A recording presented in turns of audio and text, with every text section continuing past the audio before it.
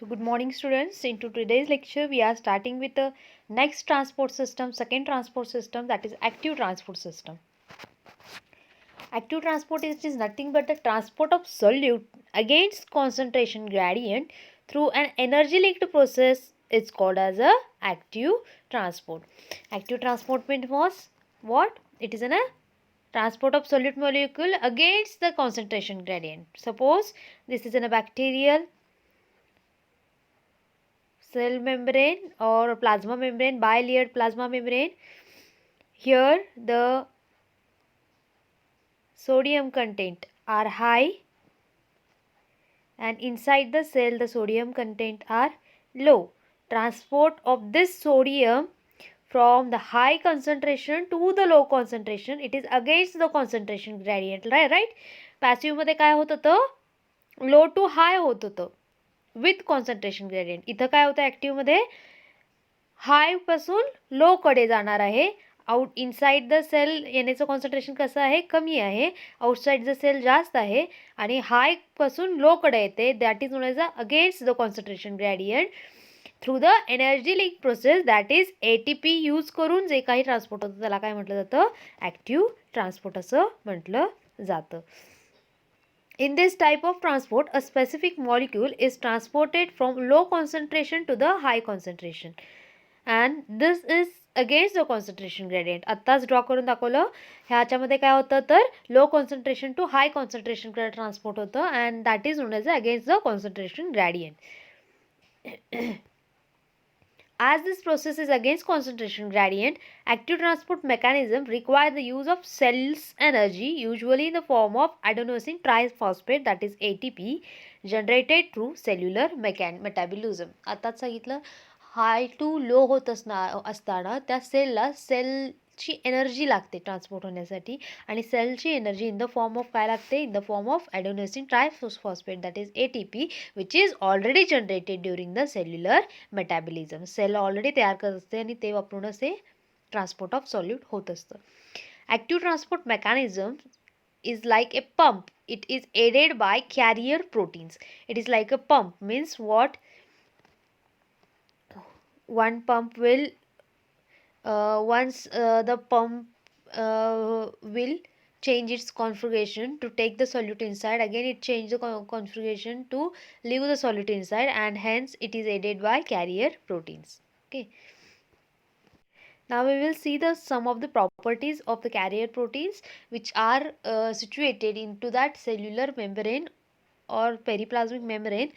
Carrier proteins are present in periplasmic space, that is periplasmic membrane, on outer surface of the membrane.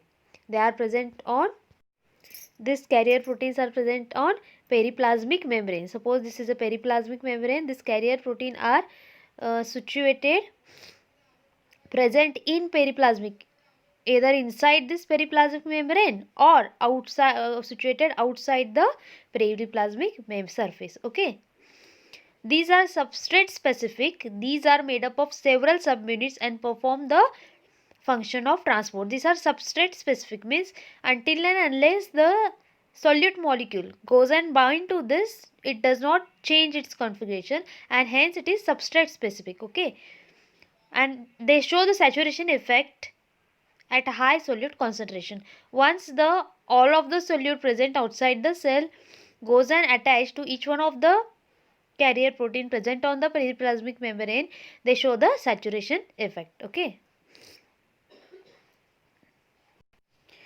now towards the mechanism, how the active transport mechanism works. Initially, carrier protein must bind to a specific substrate to form carrier substrate complex. Energy is required to derive this complex across the membrane. Here in this diagram you can see this is a solute molecule which will go and bind this carrier protein, and after that it will need energy in the form of ATP to transport this solute molecule inside the cell. This is a carrier molecule. Okay, it is provided with either by ATP or by electrochemical gradient caused by difference in ion concentration across membrane. In the process, conformational change occurs in carrier protein, so at the outer surface it binds with the substrate and its inner side it leaves the substrate. When this solute molecules goes and bound to this specific carrier protein, the conformational change occur into this site of the carrier protein, and it get bind and then it goes and lives inside the cell. Okay. ATP driven transport is common to gram positive organisms, while in gram negative bacteria, especially E. coli, proton motive force is used to drive uptake of solute like lactose. Gram पॉझिटिव्हमध्ये ATP as a energy source म्हणून वापरला जाते आणि gram नेगेटिव्हमध्ये proton drive force वापरला जातो to transport the molecule like lactose in gram negative like E. coli organism. This was the diagram showing the active transport. Okay, molecule goes and bind to specific carrier molecule makes the conformational change, and then it attaches the specific solute molecule. It needs the energy in the form of ATP to transport the solute molecule inside the cell. This was all about your active transport mechanism. Now, there are two active transport systems. They are as follows. First one is binding protein transport system, and second one is a secondary active transport. In that first binding protein transport system, it is mediated by two types of proteins named as binding protein and transport protein. Okay, from that first one, binding protein. These binding proteins are differently present in gram negative as well as gram positive bacteria. In gram negative bacteria, it is present in a periplasmic space, and in gram positive bacteria, it is attached to the membrane lipids on the outer surface of the gram positive bacteria. Okay, and these binding protein give the property of binding to a specific substrate with a high affinity. Binding प्रोटीनचं कामच हे आहे की ते specific solute मॉलिक्यूलला काय करणार आहे, bind tightly bound करून ठेवण्याची property देणार आहे. And they are not located in the cell membrane and hence are not carrier proteins. Binding protein increase solute concentration in periplasmic space. Binding proteinचं काम काय राहील? It will increase the solute concentration inside the periplasmic space and will interact to transport protein to stimulate the transport activity. Now second one, transport proteins. These are present within the cell membrane. Okay, within the cell membrane which are present are known as the transport proteins. They play like binding protein. They were playing the direct role in binding the solute molecule. This transport proteins play a direct role in transport of solute molecules across the membrane. They spread over membrane and have high substrate affinity and specificity. These transport proteins are also known as a permeases. The permeases word only mean that permease to transport a specific molecule. Okay, is known as permease.